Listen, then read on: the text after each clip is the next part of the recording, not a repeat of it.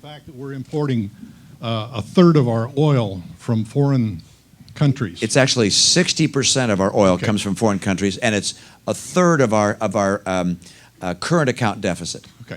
You talked about energy alternatives, but you know, I've listened to a number of politicians, and the one thing that I never hear is, why aren't we developing the oil reserves that we have available to us? Certainly we're seeing some of our,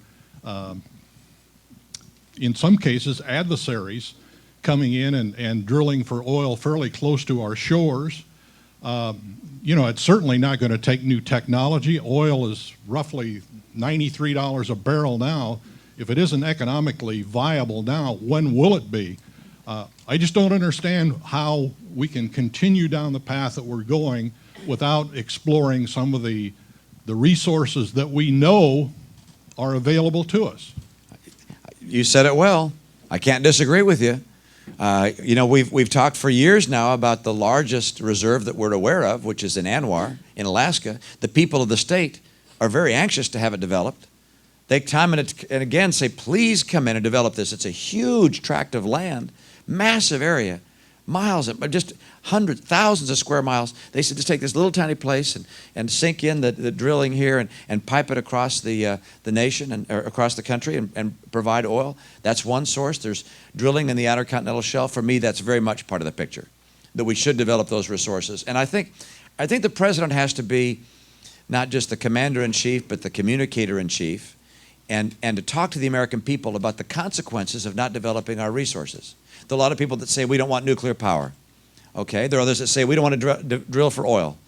Okay, if you don't want nuclear power, and you don't want to drill for oil, and you don't want clean burning coal, then what that means is $100 oil, then it's going to be, well, let's put it in gasoline terms, $3 a gallon, then to $5 a gallon, then to $8 a gallon, then $10 a gallon. And by the way, that means it's going to be pretty tough living around here.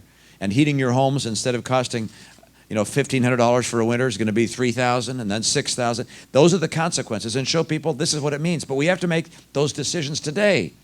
A nuclear power plant doesn't get built in 2 or 3 years. It takes. Absolutely, absolutely. I am going to advocate that we drill for domestic oil on the Outer Continental Shelf and in Anwar. We'll do that in conjunction with states and the people of those states. But Alaska is the easiest. The people of the state want us to drill there, and the nation wants to drill there. Let's do it. But in this case, the Democrats are listening to extreme environmentalists that say no. Well, have they thought about the consequences of not developing any additional energy resources? The consequences are bad for our foreign policy. They're bad for our economy. They're bad for jobs. They're bad for our pocketbooks. I think as people understand that, they're going to say, do something. Look at the French. Right? The French are kind of a liberal people, as we know. And, well, they were until they elected this guy Sarkozy. We're pretty proud of what they did there.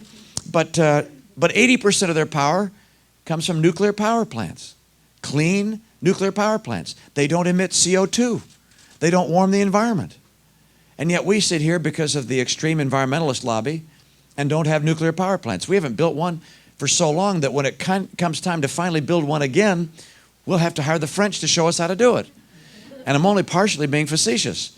They've got the technology. We can improve our technology. I think we can reprocess nuclear fuel so it doesn't present such a storage problem with better technology. But yeah, all the sources we can develop, we got to do that, because we can't be in a setting where we're beholden to people like Putin and Ahmadinejad and Chavez forever. Thank you.